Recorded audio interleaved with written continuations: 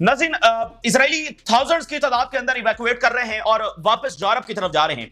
और पहला जो बड़ा नतीजा, पहला बड़ा जो फॉल आउट यूरोप को फेस करना पड़ रहा है वो ये है कि इजरायलियों ने साइप्रस के अंदर बस्तियां कायम करना शुरू कर दी हैं। ये एक ऐसी चीज है जिसने यूरोप को इस वक्त हिला कर रख दिया है, और खासकर जब वो साइप्रस जो कि यूरोपीय यूनियन का मेंबर स्टेट है, यूरोपीय यूनियन का हिस्सा है, उस साइप्रस में इस वक्त सबसे बड़ा मसला क्या पैदा हो गया है?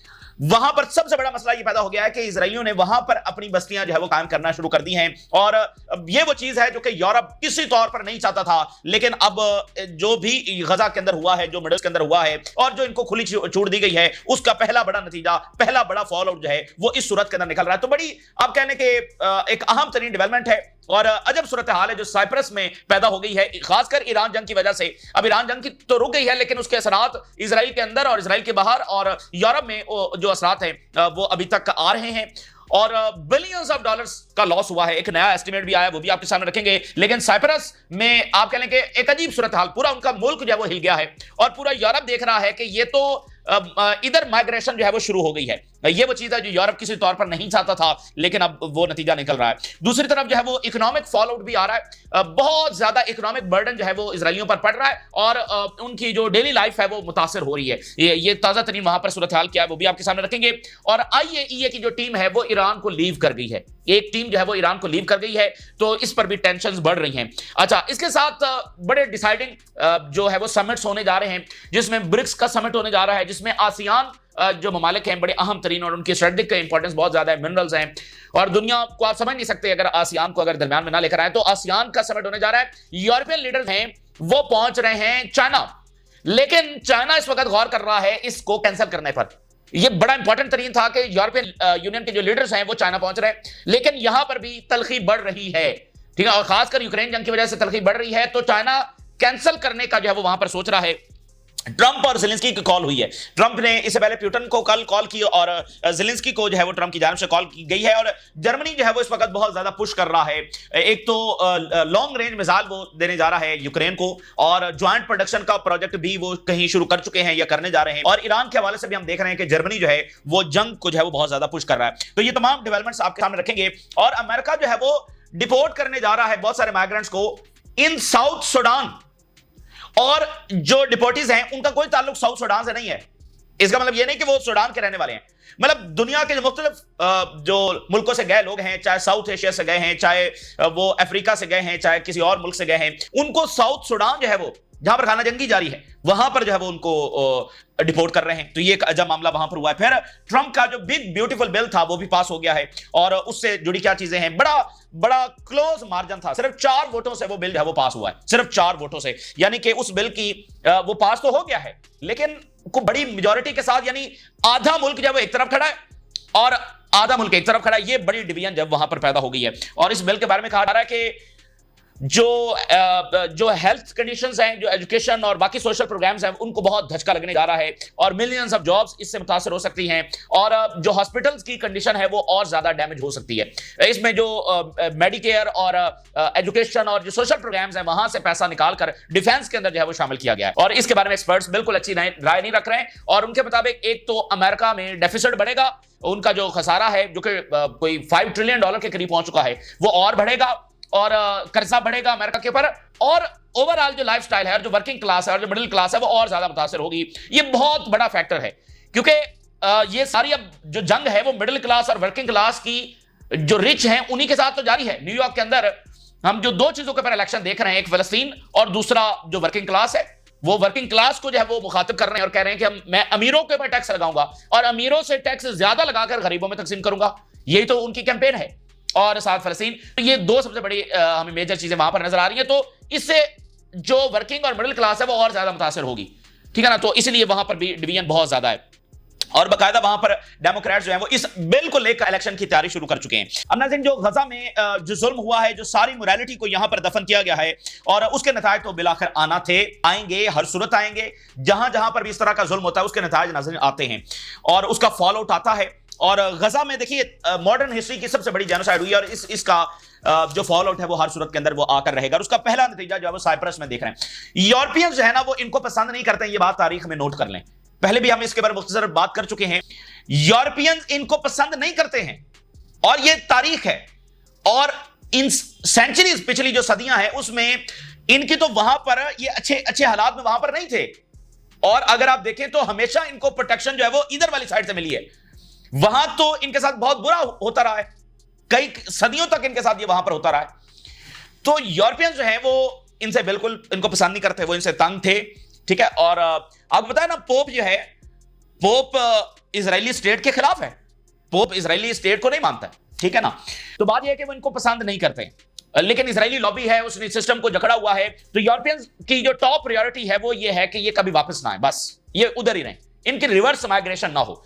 लेकिन ये यूरोपियंस का घमंड था, उनकी गफलत थी और एक गलत फहमी थी कि अगर आप उनको वहां पर कहने कि वो वहीं पर रहें, तो ये कैसे मुमकिन है कि वो माइनॉरिटी में होकर वहां पर इतना बड़ा जुल्म कर रहे हों और उसका नतीजा ना आए, वो उसके उल्टे रिजल्ट्स ना आए। तो वो तो आने थे।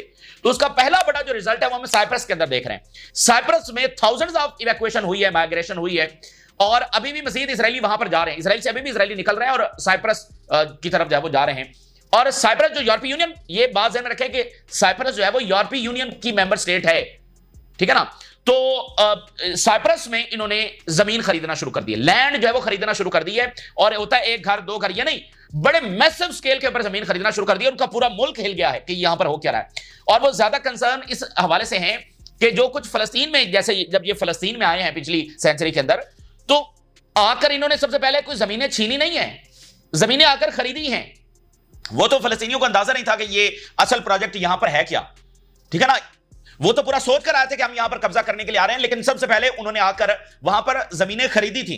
तो अब ये बड़े मैसिव स्केल के ऊपर साइप्रस के अंदर जब वो जमीनें खरीद रहे हैं, घर खरीद रहे हैं, बाकी जो कमर्शियल एरियाज हैं वो ये खरीद रहे हैं। अच्छा, फिर जो बहुत ज्यादा कंसर्निंग वहां के लोगों के लिए है वो ये कि ये जिस तरह से ऑपरेट करते हैं वो उनके लिए बहुत कंसर्निंग, यानी ये अपनी बस्तियां वहां पर काम कर रहे हैं। एक होता है कि आप गए किसी हाउसिंग सोसाइटी में, आपने कोई एक घर खरीद लिया या चार लोगों ने मिलकर कोई घर खरीद लिया। जैसे आप देखें ना, पूरी दुनिया से लोग जाते हैं यूरोप में प्रॉपर्टीज खरीदते हैं, क्या वहां पर उनको कोई कंसर्न होता है? नहीं। लेकिन यहां पर मसला क्या है, ये प्रॉपर जो है वो वहां पर बस्तियां काम कर रहे हैं, यानी इन्हीं की हाउसिंग सोसाइटीज है। इस तरह से ये खरीद रहे हैं जमीन के, सारे घर इन्हीं के होंगे, वहां पर हॉस्पिटल भी इनका होगा, वहां पर स्कूल्स भी इनके होंगे, यानी वो क्लोज कम्युनिटीज बना रहे हैं। ये जैसे यहां पर कोई सेटलमेंट्स नहीं बनाते भाई, सारे यही है, और सारा स्कूल्स, हेल्थ और वो सारा अंदर ही है। और वैसे इनका जो बिजनेस मॉडल है ना, और मैं मुख्तसरन आपके सामने रखूं इस बात को समझने के लिए, वो भी यही है। मिसाल के तौर पे अगर इनमें से कोई रियल स्टेट का काम करता है, ठीक है, तो उसने जमीन खरीदी, अब उसके ऊपर कंस्ट्रक्शन होनी है, तो कंस्ट्रक्शन के लिए वो क्या करेगा कि वो अपने ही लोगों की, किसी दूसरी कौम की, किसी दूसरे मजहब की वो कंपनी को नहीं बुलाएगा। अब अपनी ही कंपनी किसी दूसरे साथी की, यानी अपनी मजहब की किसी दूसरे की कंपनी को बुलाएगा, कंस्ट्रक्शन कंपनी। उस कंस्ट्रक्शन कंपनी के अंदर जो मुलाजमीन होंगे वो भी इनके मजहब के होंगे। ये इनका एक क्लोज सर्कल है, बिजनेस मॉडल है। इस तरह से ये एक दूसरे के साथ जुड़े रहते हैं और जो प्रॉफिट शेयरिंग है वो एक दूसरे में करते हैं। इस तरह से इनकी वेल्थ जो है वो सेंचुरीज में जो है वो आगे बढ़ी है, यानी ये जो भी करते हैं एक दूसरे के साथ मिलजुल कर। फिर वो जो कंपनीज हैं और इनमें से हर जो है वो चैरिटी भी करता है, ठीक है ना। और चैरिटी कहां पर इस्तेमाल होती है, वो भी इन्हीं के स्कूल्स और इन्हीं के इदारों में वहां पर इस्तेमाल होती है। तो इसलिए ये अपने साथ एक दूसरे के साथ यानी बिजनेस करते हैं ताकि प्रॉफिट एक दूसरे के अंदर ही शेयर हो। तो कंस्ट्रक्शन कंपनी, उस कंपनी के अंदर जो वर्कर्स हैं वो भी सारे इन्हीं के लोग होंगे। तो इस तरह समझाने का मकसद ये है कि इस तरह से ये साइप्रस में जाकर ये नहीं कि एक शहर में किसी एक जगह पर जाकर कोई एक घर ले लिया, दो ले लिए, मतलब हर कोई बिखरे हुए हैं कि अपनी मर्जी से वो घर खरीद, नहीं, कोऑर्डिनेटेड अंदाज में। जैसे ये फलस्तीन में आया था ना, कोऑर्डिनेटेड अंदाज में कि भाई पीछे से उनको भेजा गया था कि भाई ये घर जब यहां पर खरीद रहे हैं, पहले खरीद रहे हैं, फिर तो अब ये कोऑर्डिनेटेड अंदाज में कर रहे हैं कि क्लोज अपनी कम्युनिटीज कायम कर रहे हैं। अब उनके पास राइट तो है भाई, जमीन तो खरीदी जा सकती है, ठीक है ना, कानून के मुताबिक जमीन तो खरीदी जा सकती है, लेकिन कोई और कौम वो ऐसे करती नहीं है। लेकिन ये कर रहे हैं और साइप्रस में कर रहे हैं जो यूरोपीय यूनियन का मेंबर है। और यूरोपियंस का सबसे बड़ा कंसर्न ये रहा है कि ये कभी वापस ना आए। तो अब ये इनका पहला बहुत बड़ा नतीजा, यानी मैं आपके सामने हेडलाइंस रखूंगा, पूरा साइप्रस हिला हुआ है और उसके साथ आगे यूरोप भी हिल रहा है। वो भी देख, यूरोपीय यूनियन का मेंबर है ना, तो यूरोप भी हिला हुआ है कि भाई ये तो वही सिलसिला शुरू हो गया जो हम नहीं चाहते थे, ठीक है। और फिर ये क्या कर रहे हैं कि जो स्ट्रेटेजिक साइट्स हैं उन स्ट्रेटेजिक साइट्स के करीब जाकर लैंड खरीद रहे हैं। तो वहां पर ये बड़ा इशू हो गया है कि सिक्योरिटी के हवाले से और पॉलिटिकल इन्फ्लुएंस के हवाले से कि ये साइप्रस को जो है वो कंट्रोल कर लेंगे और उसको जकड़ लेंगे और यहां पर अपना पॉलिटिकल इन्फ्लुएंस हासिल कर लेंगे। साइप्रस स्ट्रेटेजिकली भी बड़ा इंपॉर्टेंट है और यहां पर इनके जहाज भी खड़े रहते हैं और बर्तानिया की बेसिस भी वहां पर हैं। तो साइप्रस काफी इंपॉर्टेंट है। अब जरा हेडलाइंस देखिए, रियल स्टेट और टेक ओवर, रियल स्टेट और takeover, Israeli purchases sound alarm in Cyprus. आप जरा अंदाजा करें, ऐसे कब होता है कि एक पूरा मुल्क जब वो हिल कर रह गया, मतलब ऐसी इतनी प्रॉपर्टी खरीदी जा रही है और इस पैटर्न के तहत खरीदी जा रही है कि पीछे पूरे मुनज्जम अंदाज के अंदर कि पूरा साइप्रस इस वक्त हिला हुआ है। तो वो कह रहे हैं ये टेक ओवर कर रहे हैं साइप्रस को या ये रियल स्टेट खरीद रहे हैं। इजरायली जो प्रॉपर्टी इन्वेस्टमेंट्स हैं, grow across Cyprus, tensions mount over sovereignty. अब वहां पर यह सवाल उठ गए हैं कि हमारी सुवरेनिटी खतरे में आ गई है। Transparency and the blurred lines between economic opportunity and political influence. ये कोई इकोनॉमिक इन्वेस्टमेंट हो रही है या ये पॉलिटिकल इन्फ्लुएंस के लिए ये सारा कुछ किया जा रहा है, यानी पूरे साइप्रस को जब वो जकड़ लिया जाए। A sharp rise in the real estate acquisition across Cyprus, growing concern over the national security and affordability. Political debate जब वहां पर इंटेंसिफाई हो गई है और उन्होंने बहुत क्रिटिसाइज किया वहां की जो नेशनल पार्टीज हैं, और आगे से इजरायली ये कह रहे हैं उनको एंटीसेमाइट एक्यूज कर दिया, जो कि इजराइल का एक पुराना तरीका है कि वो फलस्तीनियों को भी चुप कर, कोई भी अगर बात करता है कि गजा में जेनोसाइड हो रही तो वो कहते हैं ये एंटीसेमाइट है। तो ये उनका एक पुराना तरीकाकार है to silent legitimate scrutiny. Legitimate जो क्वेश्चन है उसको भी साइलेंट करवाने के लिए वो एंटीसेमाइट है। अब जो साइप्रस के लोग हैं और जो वहां की नेशनल पार्टीज हैं वो मतलब एक हलचल शुरू हो गई है और आगे से इजराइल कह रहे हैं ये तो बड़े एंटीसेमाइट है, ठीक है, उनको उसके साथ चुप करवाने की कोशिश कर रहे हैं। और नेशनल सिक्योरिटी का कंसर्न वहां पर पैदा हो गया, साइप्रस में नेशनल सिक्योरिटी का कंसर्न पैदा हो गया। अब ये वही साइप्रस है जो यहां इजराइल की मदद कर रहा था। इस जेनोसाइड के अंदर साइप्रस से सामान आता रहा है, मिलिट्री सपोर्ट आती रही है, एवरीथिंग जो है ना वो साइप्रस से होती रही है। अब ले ले मजा। देखें, एक सादा सा उसूल है, आप बुराई दूसरे की तरफ धकेलते हैं वो घूमकर आपकी तरफ आती है। अब साइप्रस जो है वो थ्रू आउट द वॉर, ये बरतानवी त्यारे यहां से उड़ते हैं, इजराइल को मदद देते हैं। ईरान पर जब बॉम्बिंग हो रही थी तो बरतानवी त्यारे साइप्रस से उड़ रहे थे और एयर फ्यूलिंग दे रहे थे, और रूटीन में साइप्रस से ये जंगी मदद कार्गो त्यारे यहां रूटीन से उड़ते हैं। मतलब साइप्रस मुकम्मल तौर पर ये इजराइल की सारी जोन में शामिल रहा है। साइप्रस की जो गवर्नमेंट है, लोग तो वहां पर प्रोटेस्ट करते रहे। अब जरा उसका नतीजा देख लें भाई। देखें, मिडिल ईस्ट में जंगें छेड़ी हैं और उर्दगान ने यह बात की थी ड्यूरिंग द ईरान वॉर कि रेफ्यूजीज के सैलाब के लिए तैयार हो जाओ। तो एक तो रेफ्यूजीज आएंगे मिडिल ईस्ट के और अफ्रीका के, दूसरी तरफ सबसे ज्यादा तो ये खुद अब रिवर्स माइग्रेशन शुरू हो गई है ना, यानी वो रिजल्ट आ गया है। अच्छा जी, साथ वो लैंड परचेज कर रहे हैं सेंसिटिव साइट्स के गिर्द जो है, और कोऑर्डिनेटेड एफर्ट्स मुनज्जम अंदाज में, ये उनको सबसे बड़ा खतरा है। To establish close communities, Zionist schools होंगे वहां पर, एंड इन्फ्लुएंस ओवर की इकोनॉमिक सेक्टर्स। देखें, पॉलिटिकल इन्फ्लुएंस कैसे हासिल होता है, पहले आप इकोनॉमी को कंट्रोल करते हैं वहां पर जाकर। देखें, पैसा तो इनके पास है और फलस्तीन में भी सबसे पहले आकर उन्होंने पैसा ही तो इस्तेमाल किया था और फलस्तीनी इसको समझ नहीं सके। भाई 10 रुपए की जमीन थी तो उन्होंने कहा कि मैं 50 दूंगा। अब उनको क्या पता था कि ये क्या पीछे मकसद लेकर आए हुए हैं, क्या इनके शैतानी मंसूबे हैं। तो वो की जो इकोनॉमिक सेक्टर है उनको कंट्रोल कर रहे हैं, तो पॉलिटिकल इन्फ्लुएंस तो अल्टीमेटली आ ही जाएगा ना उनके पास, जैसे उन्होंने बाकी गवर्नमेंट्स को कंट्रोल किया हुआ है। और वो वहां पर पार्टीज ये कर रही हैं कि अगर हमने फौरी अभी एक्शन ना लिया, अब ये लाइन सुनिएगा, we will find this country is no longer ours, urging government intervention. ये उनकी जो सेकंड नंबर की सबसे बड़ी पार्टी है उसका सरबराह कह रहा है कि अगर आज हमने एक्शन ना लिया, हमें अंदाजा हो जाएगा आने वाले दिनों में कि अब ये मुल्क हमारा मुल्क नहीं रहा। देखिए, हम किसी ऐसे मुल्क की बात नहीं कर रहे हैं जो बस ऐसे ही है, हम उस मुल्क की बात कर रहे हैं जो यूरोपीय यूनियन का मेंबर है, यानी यूरोप में वो पहुंच गए हैं, रिवर्स माइग्रेशन शुरू हो गई है। तो उसकी जो सेकंड लार्जेस्ट पार्टी है उसका सरबराह कह रहा है कि अगर अभी गवर्नमेंट ने इंटरवीन करके कोई लॉज ना बनाए, उनको ना रोका, तो भाई ये मुल्क भी हमारे हाथ से जाएगा। ये अब ले ले मजा, ठीक है ना। अब ये इसका नतीजा आ गया। और इसके अलावा वहां पर ये पैरेलल्स ड्रा किए जा रहे हैं कि जब ये फलस्तीन आए थे वहां पर इन्होंने कैसे ऑक्यूपाई किया लैंड्स को, इसी तरह से पहले खरीदा। ये बाकायदा वहां पर पैरेलल्स ड्रा किए जा रहे हैं। नेशनल लेवल के ऊपर डिबेट हो रही है, पार्लियामेंट के अंदर डिबेट हो रही है, मीडिया पर, सोशल मीडिया पर, खास तौर पर टिकटॉक वहां पर भरी पड़ी है, ठीक है ना। और इसको फिर वो आगे से कह रहे हैं नहीं ये तो एंटीसेमेटिक है, ये सारा सिलसिला वहां पर चल रहा है। Patterns of unregulated land acquisition, ठीक है ना, अनरेगुलेटेड तरीके से वो लैंड एक्वायर करते चले जा रहे हैं। तो ये एक बड़ी डेवलपमेंट है और ये पहला नतीजा है। और ये मजीद जंगों को यहां पर फ्यूल करेंगे मिडिल ईस्ट में, तो मिडिल ईस्ट तो मुतासर होगा। मिडिल ईस्ट के बाद जो सबसे ज्यादा मुतासर होगा वो खुद यूरोप है। तो यूरोपियंस जो है वो देख लें कि साइप्रस में ये काम जब शुरू हो चुका है। दूसरी बात यह है कि मैसिव इकोनॉमिक फॉल आउट इसराइलियों के ऊपर आ रहा है। आज ताजा रिपोर्ट आई है, Israel faces massive economic fall out from its war on Iran. अब आप जरा अंदाजा करें, पहले दिन जो एस्टिमेट बताया गया कितना था, 1.3 बिलियन डॉलर्स। आज का एस्टिमेट कितना है, 14 billion dollars in 12 days. 14 billion dollars का एस्टिमेट आज वो बता रहे हैं, और ये इससे भी ज्यादा हो सकता है, इससे भी डबल हो सकता है, क्योंकि रोजाना इनका 700 600 700 800 मिलियन डॉलर्स तो है वो सिर्फ रॉकेट्स को और मिसाइलों को इंटरसेप्ट करने में खर्च हो रहा था, ठीक है। तो ये इससे भी ज्यादा हो सकता है, लेकिन 14 बिलियन डॉलर तक आज वो आगे हैं, ये इन्होंने 12 दिनों में हासिल किया। तो जो गजा की जारियत है उससे उसमें बहुत ज्यादा इनका इकोनॉमिक लॉस हुआ है, और अब ये इससे अब जरा देखिए, ये उनके आम इजरायलियों की अब जिंदगी को मुतासर करना शुरू हो गया, क्योंकि वो पैसे निकाल रहे हैं ना, वो पैसे बाकी सेक्टर से निकाल कर डिफेंस में डाल रहे हैं। वो कह रहे हैं कि सेंसरशिप इसके ऊपर बाकायदा लगा दी गई है कि इजरायली मीडिया रिपोर्ट ना करे एस्केलेटिंग कंपनसेशन क्लेम्स। बस ये इनका ये तरीकाकार है, ये बस सेंसरशिप लगा देते हैं। असल में ये है कि इनको जोर की चपेड़े पड़ी हैं, और ना ये कभी बहादुर और दिलेर थे, जो अरबों से इन्होंने जंगें जीती हैं। वो कभी तारीख उठाकर पढ़ ले, उसमें अरबों के जानिब से कोई मुनज़्ज़म तरीके से लड़े ही नहीं है, और इन्होंने इस बात को कैलकुलेट ही नहीं किया कि हम ये पुराना असलहा उठाकर जब वो उनके ऊपर हमलावर हो रहे हैं, और आगे अमेरिका है, बरतानिया है, फ्रांस है, जर्मनी है, जिनके पास वो असलहा है जो उन्होंने आलमी जंगें लड़ी हैं, ठीक है ना, और आपके पास दूसरी तरफ से भी कोई सपोर्ट नहीं है और ना कोई मुनज़्ज़म आपके पास, तो बस ऐसे ही इन्होंने जो जंगें की हैं। तो ये ना कोई दिलेर थे ना बहादुर थे। अब आप देखिए सेंसरशिप लगा रहे हैं, इनको अब चपेड़े पड़ी हैं, यहां पर खूब इनकी धुलाई हुई है।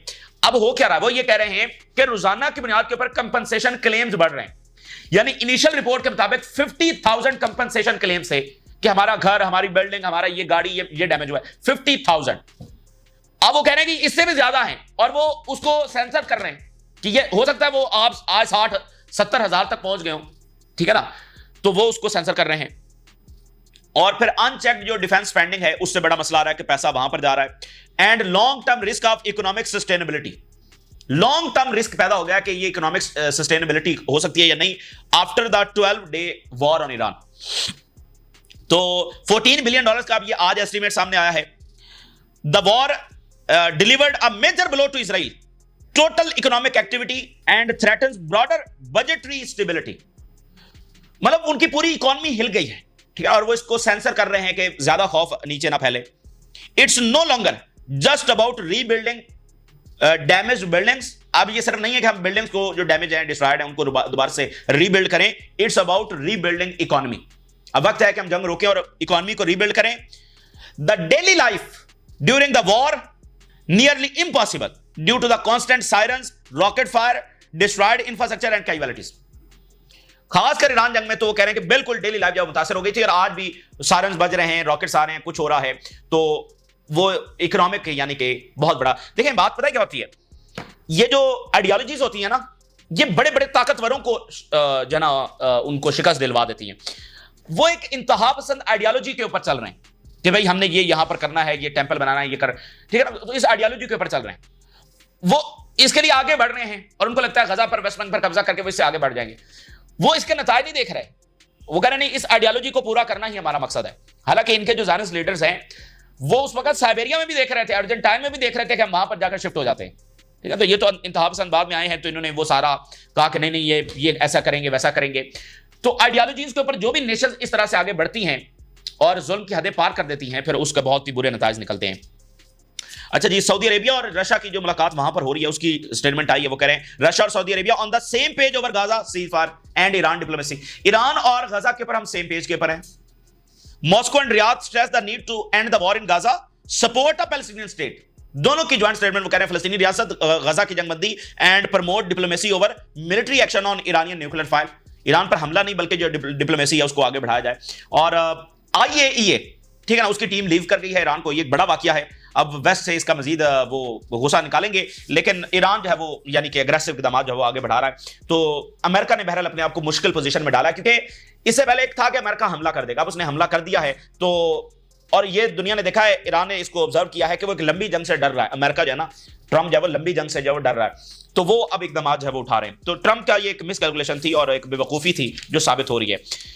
अच्छा, अब बड़े वाकयात हो रहे हैं। एक तो ब्रिक्स की जो नाज़रीन मीटिंग होने जा रही है अगले 48 घंटों में, 6 जुलाई से ये मीटिंग जब शुरू हो रही है, ये समिट हो रहा है बेसिकली, और ये ब्राजील के अंदर हो रहा है। वेरी वेरी इंपॉर्टेंट समिट, जिसमें आसियान के मुल्क जब शरीक हो रहे हैं, और थाईलैंड, मलेशिया, वियतनाम, ये जो ब्रिक्स में शामिल हो सकते हैं। ये बहुत बड़ा वाकया होगा, ठीक है। आसियान इसमें शामिल हो रहे हैं, और यानी अगले ये दिन बड़े इंपॉर्टेंट होंगे कि ब्रिक्स का समिट वहां पर हो रहा है। तो ब्रिक्स क्या मजीद अनाउंस करती है। आसियान के जो ममालिक हैं वो ब्रिक्स के समिट से फारिग होंगे, तो वो आसियान के जो फॉरेन मिनिस्टर्स हैं उनकी मुलाकात, उनकी जो मीटिंग है वो आसियान कंट्री किसी में होने जा रही है, या 58th मीटिंग ये होगी, ठीक है ना।